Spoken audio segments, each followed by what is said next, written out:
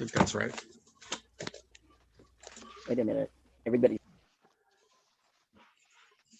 Okay, so thank you everyone for coming. We're reading the victim impact statement from Chanel Miller's Know My Name.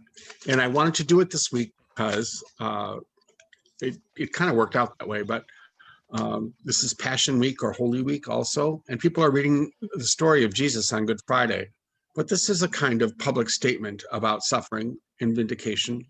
And I think that anything that brings light in the present, it's not just enough to talk about the past, even as religious people, talking about it in the present is equally important. So this is a kind of passion story too.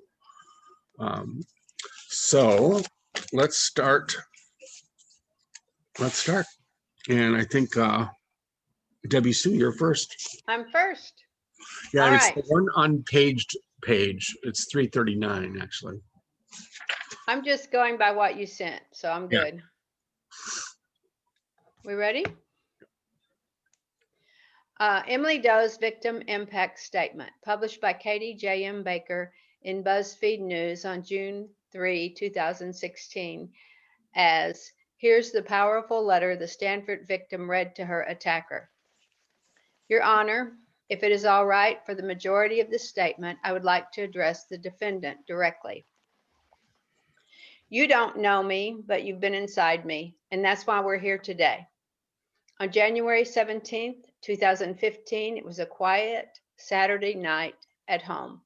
My dad made some dinner, and I sat at the table with my younger sister, who was visiting for the weekend.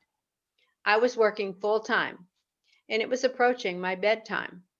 I planned to stay at home by myself and watch some TV and read while she went to a party with her friends. Then I decided it was my only night with her. I had nothing better to do, so why not? There's a dumb party 10 minutes from my house. I would go, dance like a fool, embarrass my younger sister. On the way there, I joked that undergrad guys would have braces. My sister teased me for wearing a beige cardigan to a frat party like a librarian. I called myself Big Mama because I knew I'd be the oldest one there. I made silly faces, let my guard down, and drank liquor too fast, not factoring in my tolerance had significantly lowered since college. The next thing I remember, I was in a gurney in a hallway. I had dried blood and bandages on the backs of my hands and elbow. I thought maybe I'd fallen and was in an admin office on campus. I was very calm and wondering where my sister was. A deputy explained I had been assaulted. I still remained calm, assured he was speaking to the wrong person. I knew no one at this party. When I was finally allowed to use the restroom, I pulled down the hospital pants they had given me, went to pull down my underwear, and felt nothing. I still remember the feeling of my hands touching my skin and grabbing nothing. I looked down and there was nothing. The thin piece of fabric, the only thing between my vagina and anything else, was missing, and everything inside me was silenced. I still don't have words for that feeling. In order to keep breathing, I thought maybe the policeman used scissors to cut them off for evidence. Then I felt pine needles scratching the back of my neck and started pulling them out of my hair. I thought maybe the pine needles had fallen from a tree onto my head. My brain was talking my gut into not collapsing because my gut was saying, "Help me, help me." I shuffled from room to room with a blanket wrapped around me, pine needles trailing behind me. I felt a little pile in every room I sat in. I was asked to sign papers that said rape victim. And I thought something has really happened. My clothes were confiscated, and I stood naked while the nurse held a ruler to various abrasions on my body and photographed them. The three of us worked to comb pine needles out of my hair, 6 hands to fill one paper bag. To calm me down, they said, it's just the flora and fauna, flora and fauna. I had multiple swabs inserted into my vagina and anus, needles for shots, pills, had a Nikon pointed right into my spread legs. I had a long pointed beaks inside me and had my vagina smeared with coal blue paint to check for abrasions. After a few hours of this, they let me shower. I stood there examining my body beneath a stream of water and decided I don't want my body anymore. I was terrified of it. I didn't know what had been in it, if it had been contaminated, who had touched it. I wanted to take off my body like a jacket and leave it at the hospital with everything else. On that morning, all that I was told was that I'd been found behind a dumpster, potentially penetrated by a stranger, and that I should get retested for HIV because results don't always show up immediately. But for now, I should go home and get back to my normal life. Imagine stepping back into the world with only that information. They gave me huge hugs, and I walked out of the hospital into the parking lot wearing the new sweatshirt and sweatpants they provided me, as they had only allowed me to keep my necklace and shoes. My sister picked me up, face wet from tears and contorted in anguish. Instinctively and immediately, I wanted to take away her pain. I smiled at her. I told her to look at me. I'm right here. I'm okay. Everything's okay. I'm right here. My hair's washed and clean. They gave me the strangest shampoo. Calm down and look at me. Look at these funny new sweatpants and sweatshirt. I look like a PE teacher. Let's go home. Let's eat something. She did not know that beneath my sweatsuit, I had scratches and bandages on my skin.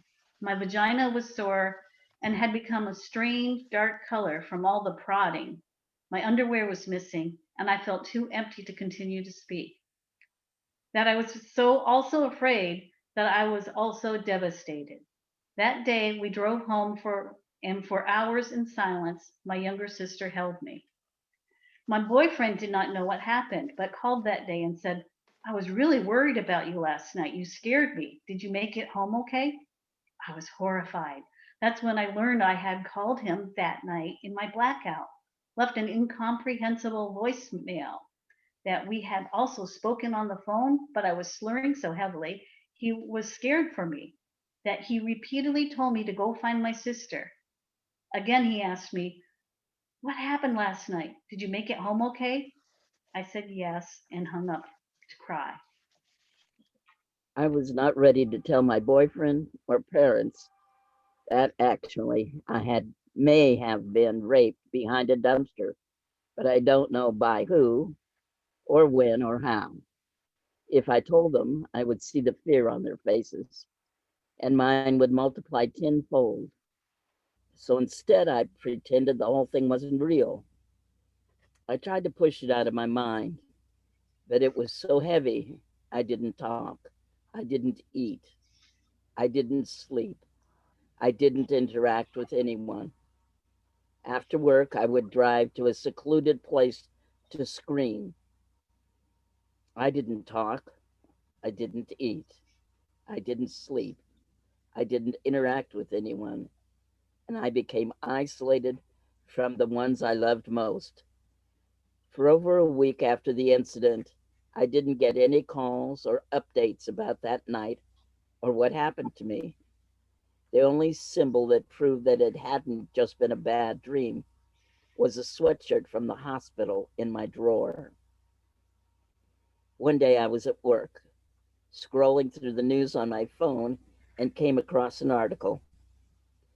In it, I read and learned for the first time about how I was found unconscious, with my hair disheveled, long necklace wrapped around my neck, bra pulled out of my dress, dress pulled off over my shoulders and pulled up above my waist, that I was butt naked all the way down to my boots, legs spread apart, and had been penetrated by a foreign object by someone I did not recognize. This was how I learned what happened to me. Sitting at my desk, reading the news at work. I learned what happened to me the same time everyone else in the world learned what happened to me. That's when the pine needles in my hair made sense. They didn't fall from a tree. He had taken off my underwear. His fingers had been inside of me. I didn't even know this person. I still don't know this person. When I read about me like this, I said, this can't be me. This can't be me. I could not digest or accept any of this information. I could not imagine my family having to read about this online. I kept reading. In the next paragraph, I read something that I will never forgive. I read that according to him, I liked it. I liked it. Again, I do not have words for these feelings. It's like if you were to read an article where a car was hit and found dented in a ditch, but maybe the car enjoyed being hit. Maybe the other car didn't mean to hit it. Just bump it up a little bit. Cars get in accidents all the time. People aren't always paying attention. Can we really say who's at fault? And then at the bottom of the article, after I learned about the graphic details of my own sexual assault, the article listed his swimming times. She was found breathing, unresponsive, with her underwear 6 inches away from her bare stomach, curled in fetal position. By the way, he's really good at swimming. Throw in my mild time if that's what we're doing. I'm good at cooking. Put that in there. I think the end is where you list your extracurriculars to cancel out all the sickening things that have happened. The night the news came out, I sat my parents down and told them that I had been assaulted, to not look at the news because it's upsetting. Just know that I'm okay. I'm right here and I'm okay. But halfway through telling them, my mom had to hold me because I could no longer stand up. The night after it happened, he said he didn't know my name, said he wouldn't be able to identify my face in a lineup, didn't mention any dialogue between us, no words, only dancing and kissing. Dancing is a cute term. Was it snapping fingers and twirling dancing, or just bodies grinding up against each other in a crowded room? I wonder if kissing was just faces sloppily pressed up against each other. When the detective asked if he had planned on taking me back to his dorm, he said no. When the detective asked how we ended up behind the dumpster, he said he didn't know. He admitted to kissing other girls at that party, one of whom was my own sister, who pushed him away. He admitted to wanting to hook up with someone. I was the wounded antelope of the herd, completely alone and vulnerable, physically unable to fend for myself, and he chose me. Sometimes I think if I hadn't gone, then this would have never happened. But then I realized it would have happened just to somebody else. You are about to enter 4 years of access to drunk girls and parties. And if this is the foot you started off on, then it is right you did not continue. The night after it happened, he said he thought I liked it because I rubbed his back, a back rub. Never mentioned me voicing consent, never mentioned us even speaking a back rub. One more time in public news, I learned that my ass and vagina were completely exposed outside. My breasts had been groped. Fingers had been jabbed inside me, along with pine needles and debris. My bare skin and head had been rubbing against the ground behind a dumpster, while an erect freshman was humping my half-naked, unconscious body. But I don't remember. So how do I prove I didn't like it? I thought, there's no way this is going to trial. There were witnesses, there was dirt in my body. He ran but was caught. He's going to settle, formally apologize, and we will both move on.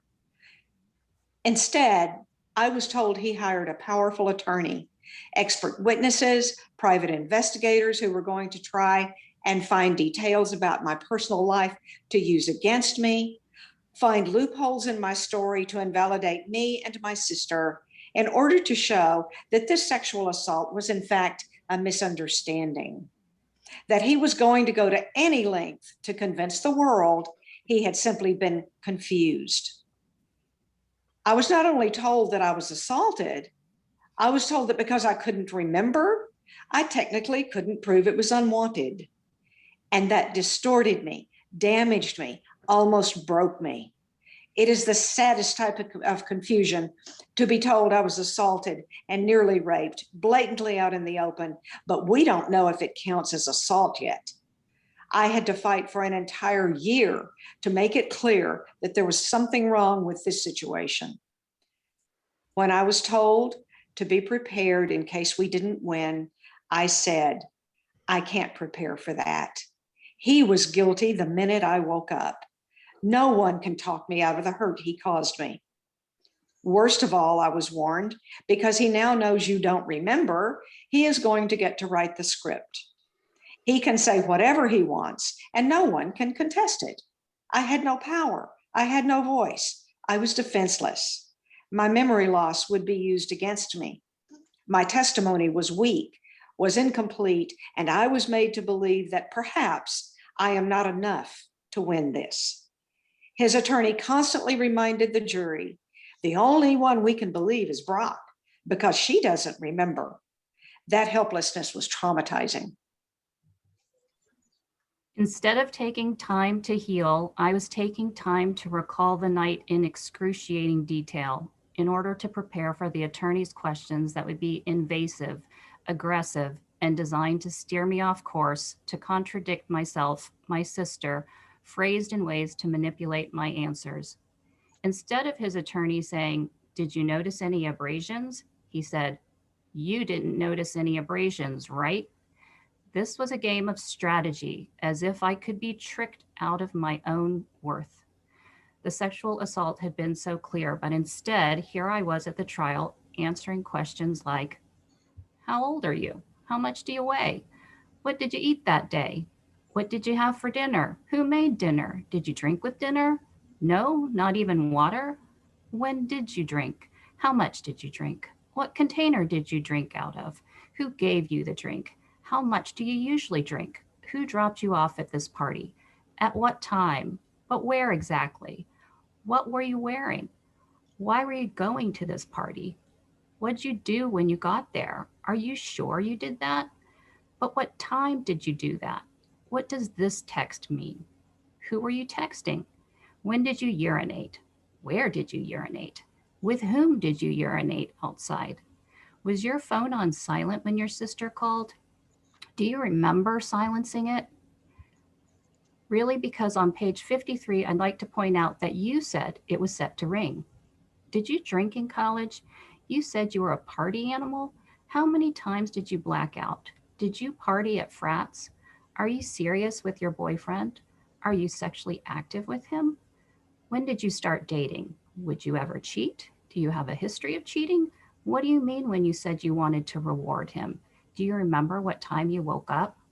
Were you wearing your cardigan? What color was your cardigan? Do you remember any more from that night? No? Okay, we'll let Brock fill it in. I was pummeled with narrowed, pointed questions that dissected my personal life, love life, past life, family life, inane questions, accumulating trivial details to try and find an excuse for this guy who had me half naked before even bothering to ask for my name. After a physical assault, I was assaulted with questions designed to attack me, to say, see, her facts don't line up. She's out of her mind. She's practically an alcoholic. She probably wanted to hook up. He's like an athlete, right? They were both drunk. Whatever. The hospital stuff she remembers is after the fact. Why take it into account? Brock has a lot at stake, so he's having a really hard time right now. And then it came time for him to testify, and I learned what it meant to be re-victimized. I want to remind you, the night after it happened, he said he never planned to take me back to his dorm. He said he didn't know why we were behind a dumpster. He got up to leave because he wasn't feeling well.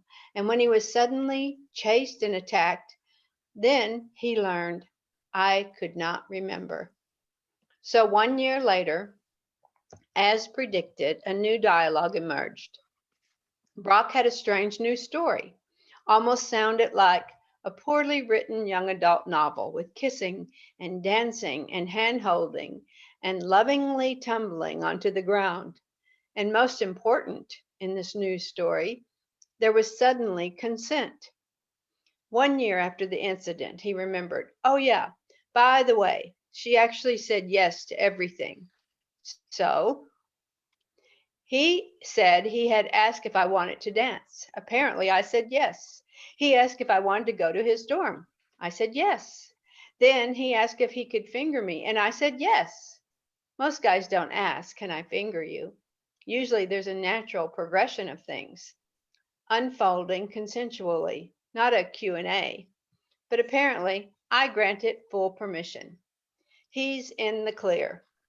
Even in his story, I only said a total of 3 words, yes, yes, yes, before he had me half naked on the ground. Future reference. If you're confused about whether a girl can consent, see if she can speak an entire sentence.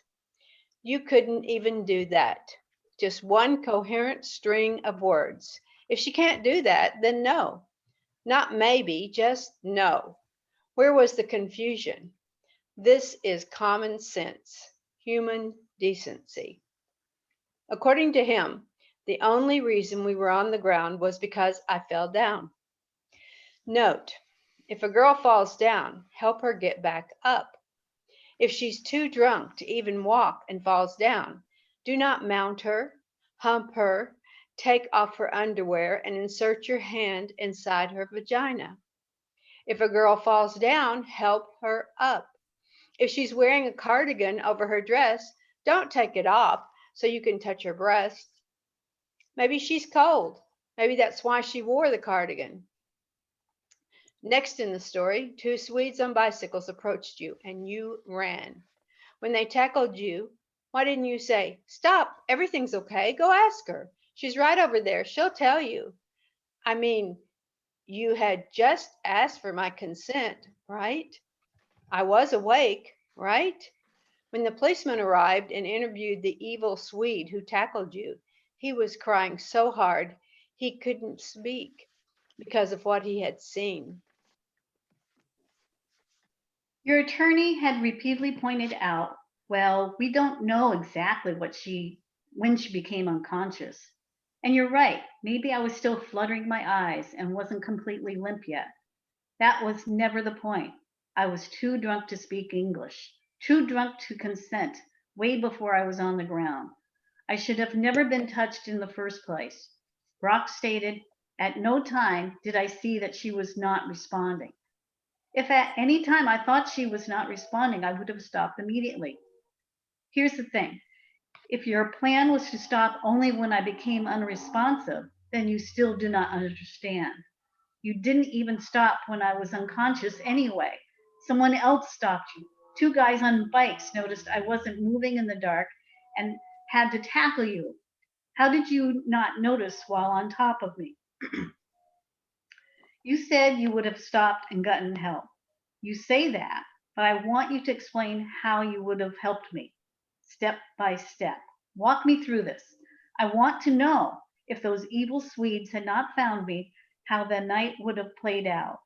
I am asking you, would you have pulled my underwear back on over my boots, untangled the necklace wrapped around my neck, closed my legs, covered me, picked the pine needles from my hair, asked if the abrasion on my neck and bottom hurt? Would you then go find a friend and say, will you help me get her somewhere warm and soft? I don't sleep when I think about the way it could have gone if the two guys had never come. What would have happened to me? That's what you'll never have a good answer for, and that's what you can't explain, even after a year. On top of all this, he claimed that I orgasmed after 1 minute of digital penetration. The nurse said there had been abrasions, lacerations, and dirt in my genitalia. Was that before or after I came? To sit under oath and inform all of us that yes, I wanted it, yes, I permitted it, and that you are the true victim attacked by Swedes for reasons unknown to you, is appalling, is demented, is selfish, is damaging. It's enough to be suffering. It is another thing to have someone ruthlessly working to diminish the gravity of validity of this suffering. My family has to see pictures of my head strapped to a gurney full of pine needles, of my body in dirt with my eyes closed, hair messed up, limbs bent, and dress hiked up. And even after that, my family had to listen to your attorneys say the pictures were after the fact. We can dismiss them. To say, yes, her nurse confirmed there was redness and abrasions inside her, significant trauma to her genitalia, but that's what happens when you finger someone. And he already admitted to that. To listen to your attorney attempt to paint a picture of me, the face of girls gone wild, as if someone that would make it so that I had this coming for me. To listen to him say I sounded drunk on the phone because I'm silly, and that's my goofy way of speaking. To point out that in the voicemail, I said I would reward my boyfriend, and we all know what I was thinking. I assure you my reward program is not transferable, especially to a nameless man that approaches me.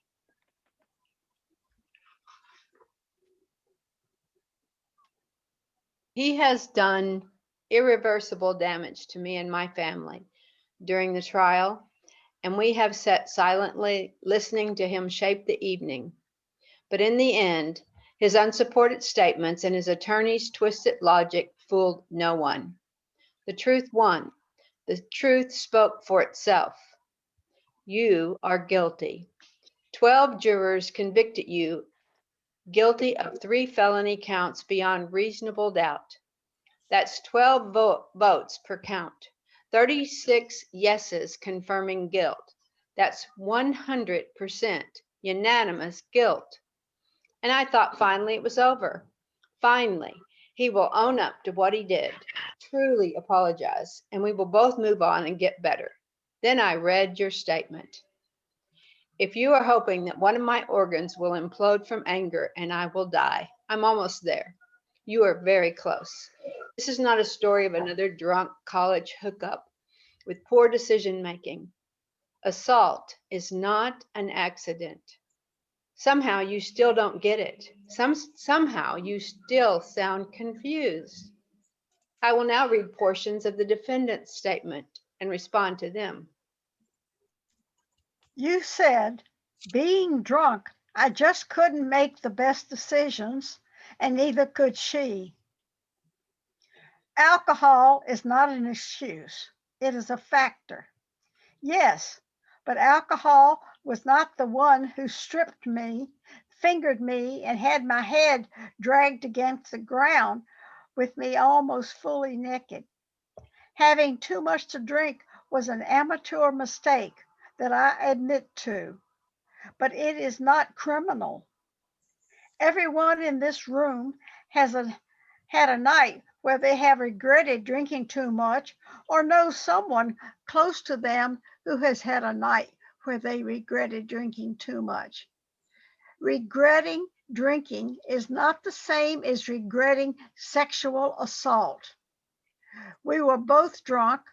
The difference is I did not take off your pants and underwear, touch you inappropriately, and run away. That's the difference. You said, if I wanted to get to know her, I should have asked for her number rather than asking her to go back to my room. I'm not mad because you didn't ask for my number.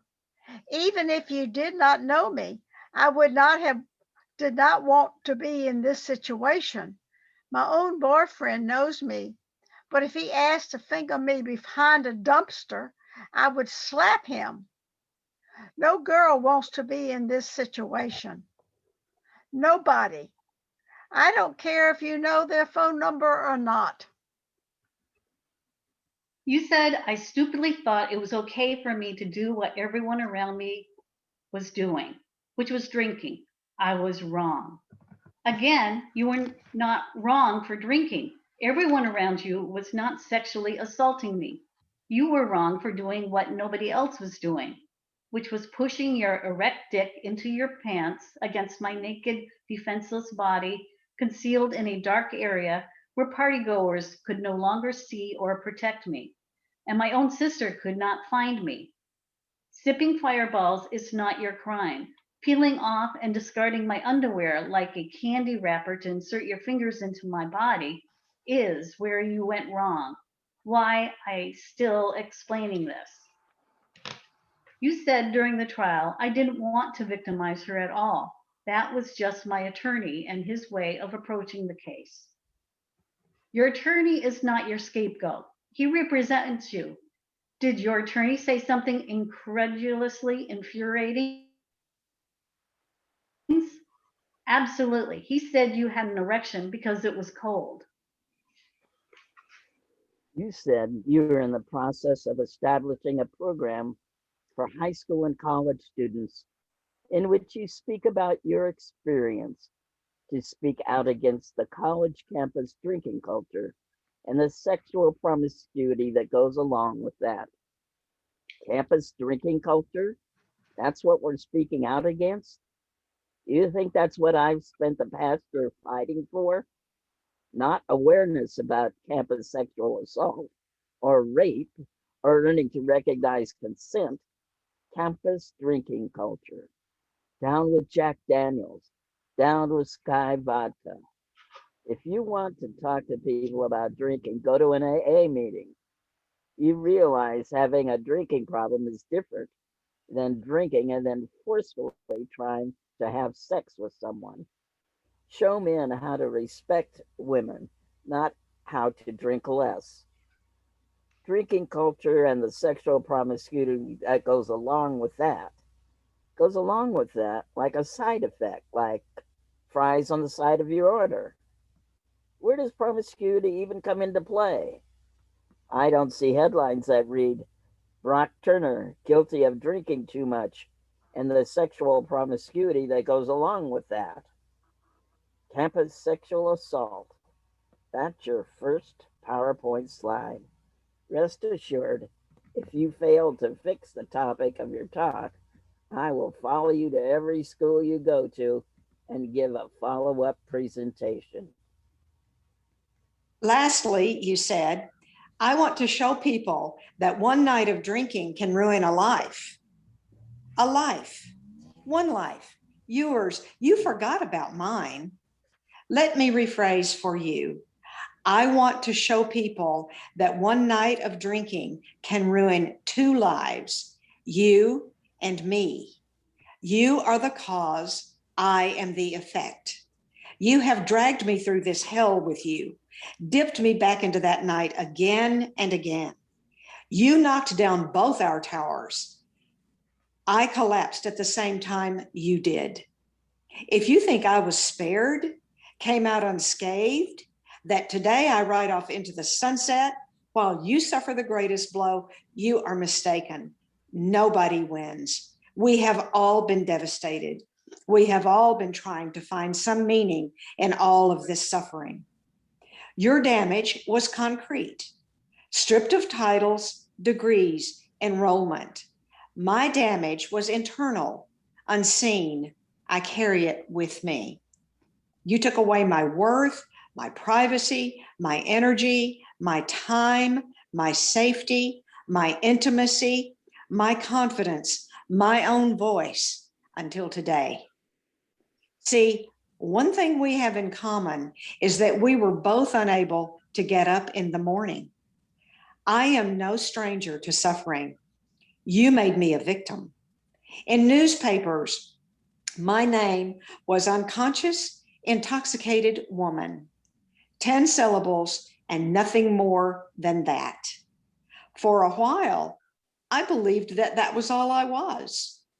I had to force myself to relearn my real name, my identity, to relearn that this is not all that I am, that I am not just a drunk victim at a frat party found behind a dumpster, while you are the all-American swimmer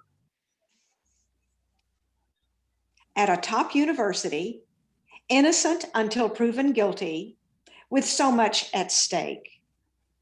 I am a human being who has been irreversibly hurt. My life was put on hold for over a year, waiting to figure out if I was worth something. My independence, natural joy, gentleness, and steady lifestyle I had been enjoying became distorted beyond recognition. I became closed off, angry, self-deprecating, tired, irritable, empty. The isolation at times was unbearable.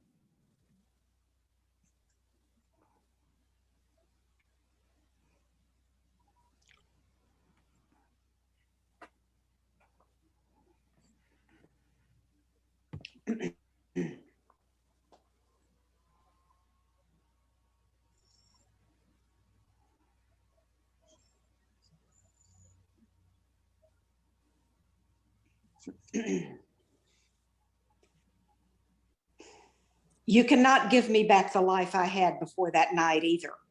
While you worry about your shattered reputation, I refrigerated spoons every night. So when I woke up and my eyes were puffy from crying, I would hold the spoons to my eyes to lessen the swelling so that I could see. I showed up an hour late to work every morning, excused myself to cry in the stairwells. I can tell you all the best places in that building to cry where no one can hear you. The pain became so bad that I had to explain the private details to my boss to let her know why I was leaving. I needed time because continuing day to day was not possible. I used my savings to go as far away as I could possibly be. I did not return to work full time as I knew I'd have to take weeks off in the future for the hearing and trial that were constantly being rescheduled. My life was put on hold for over a year. My structure had collapsed. I can't sleep alone at night without having a light on, like a 5-year-old, because I have nightmares of being touched where I cannot wake up. I did this thing where I waited until the sun came up and I felt safe enough to sleep. For 3 months, I went to bed at 6 o'clock in the morning. I used to pride myself on my independence. Now I'm afraid to go on walks in the evening, to attend social events with drinking among friends where I should be comfortable being. I've become a little barnacle, always needing to be at someone's side, to have my boyfriend standing next to me, sleeping beside me, protecting me. It is embarrassing how feeble I feel, how timidly I move through life, always guarded, ready to defend myself, ready to be angry.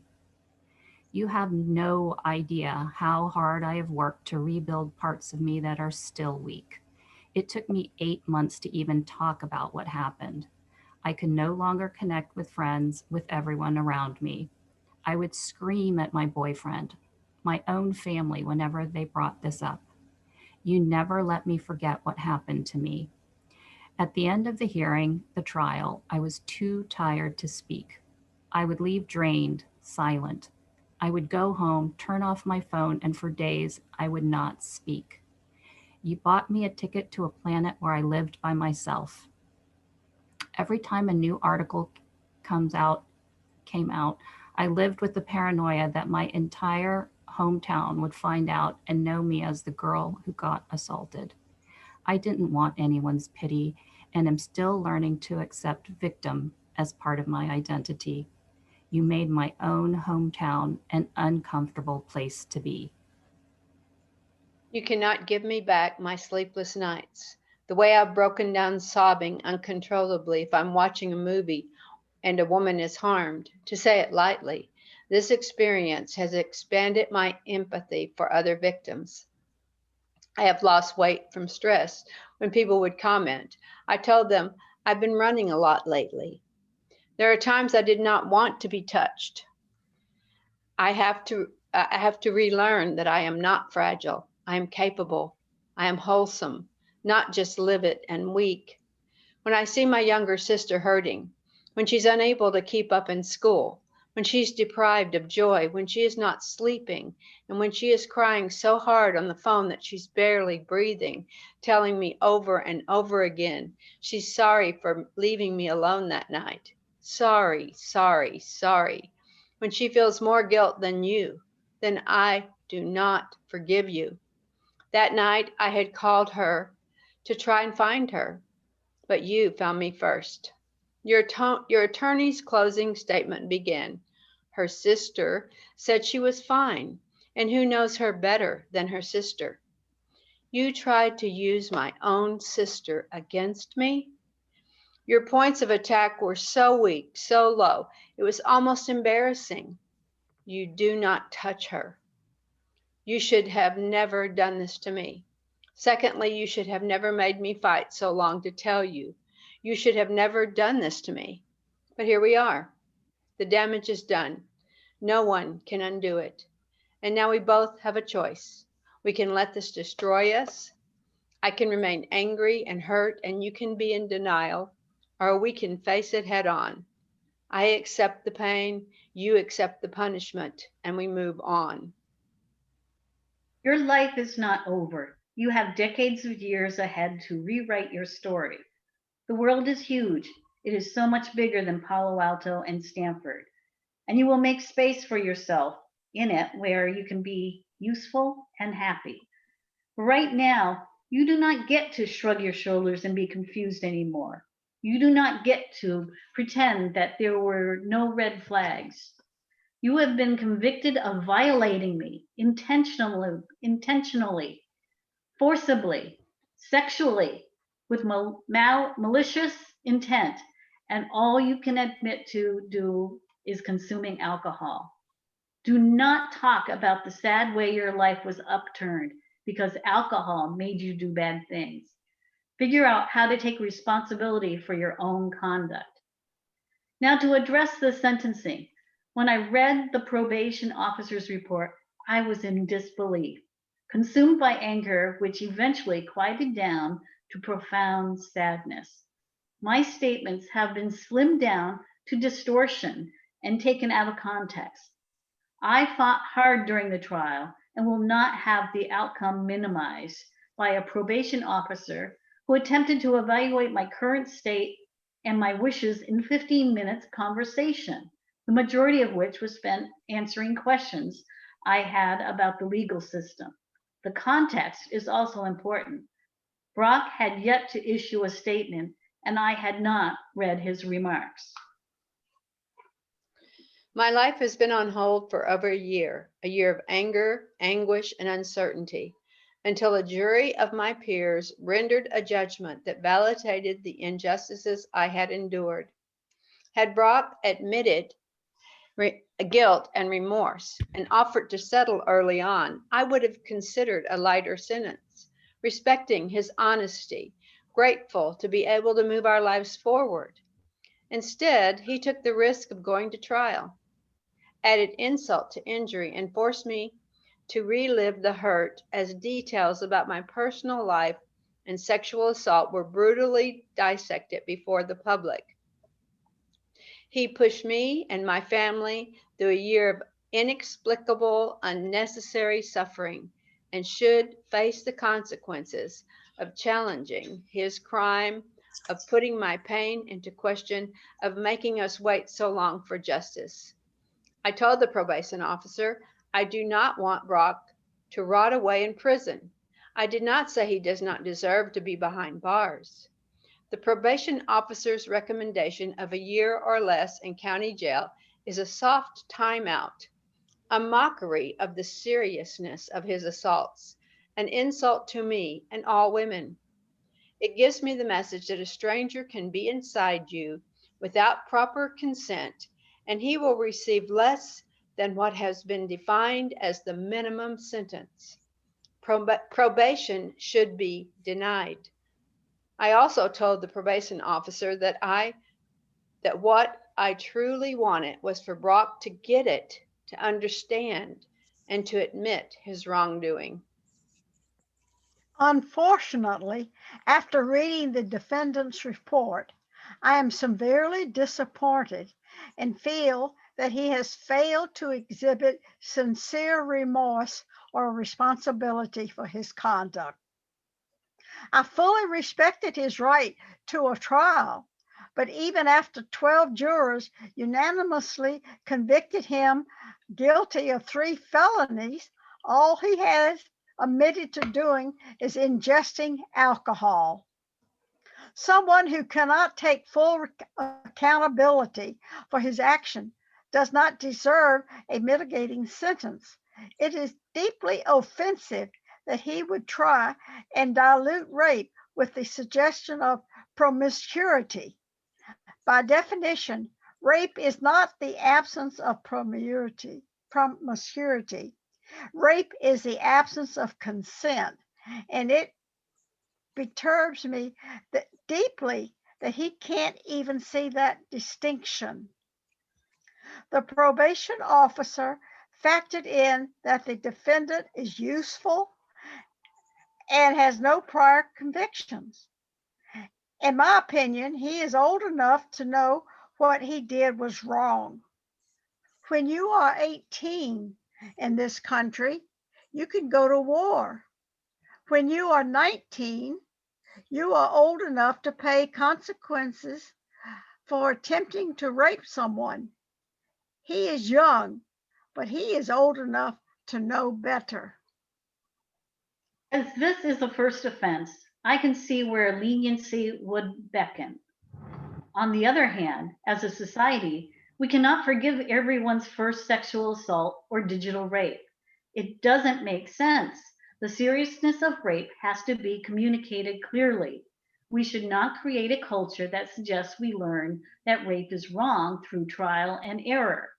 The consequences of sexual assault needs to be severe enough that people feel enough fear to exercise good judgment even if they are drunk.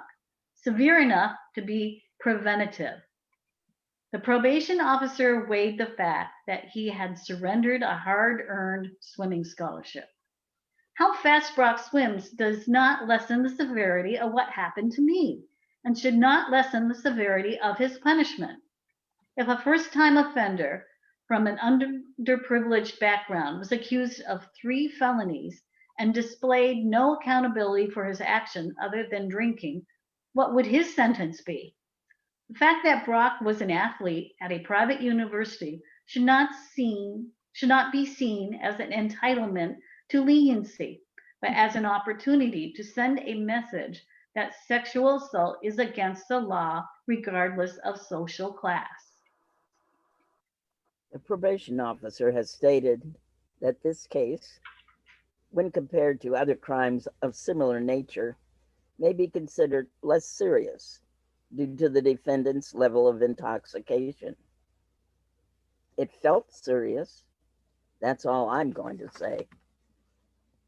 What he has done to demonstrate that he deserves a break. What has he done? He has only apologized for drinking and has yet to define what he did to me as sexual assault. He has re-victimized me continually, relentlessly. He has been found guilty of 3 serious felonies, and it is time for him to accept the consequences of his actions. He will not be quietly excused. He is a lifetime sex registrant. That doesn't expire. Just like what he did to me doesn't expire, doesn't just go away after a set number of years. It stays with me. It's part of my identity. It has forever changed the way I carry myself, the way I live the rest of my life. To conclude, I want to say thank you to everyone, from the intern who made me oatmeal when I woke up at the hospital that morning, to the deputy who waited beside me, to the nurses who calmed me, to the detective who listened to me and never judged me, to my advocates who stood unwaveringly beside me, to my therapist who taught me to find courage and vulnerability, to my boss for being kind and understanding, to my incredible parents who teach me how to turn pain into strength, to my grandma who snuck chocolate into the courtroom throughout this to give to me, my friends who remind me how to be happy, to my boyfriend who is patient and loving, to my unconquerable sister who is the other half of my heart, to Alale, my idol, who fought tirelessly and never doubted me. Thank you to everyone involved in the trial for their time and attention. Thank you to girls across the nation that wrote cards to my DA to give to me. So many strangers who cared for me. Most importantly, thank you to the 2 men who saved me, who I have yet to meet. I sleep with 2 bicycles that I drew taped above my head, above my bed, to remind myself there are heroes in the story, that we are looking out for one another. To have known all of these people, to have felt their protection and love, is something I will never forget. And finally, to girls everywhere, I am with you. On nights when you feel alone, I am with you. When people doubt you or dismiss you, I am with you. I fought every day for you, so never stop fighting. I believe you. As the author Anne Lamott once wrote, lighthouses don't go running all over an island looking for boats to save. They just stand there shining. Although I can't save every boat, I hope that by speaking today, you absorbed a small amount of light, a small knowing that you can't be silenced, a small satisfaction that justice was served, a small assurance that we are getting somewhere, and a big, big knowing that you are important. Unquestionably, you are untouchable. You are beautiful. You are to be valued, respected, undeniably. Every minute, every day, you are powerful, and no one can take that away from you. To girls everywhere, I am with you. Thank you. A sec here. I'll figure out how to stop recording. How do I do that?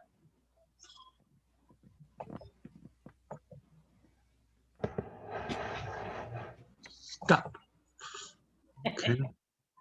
Stop cloud recording. Yes.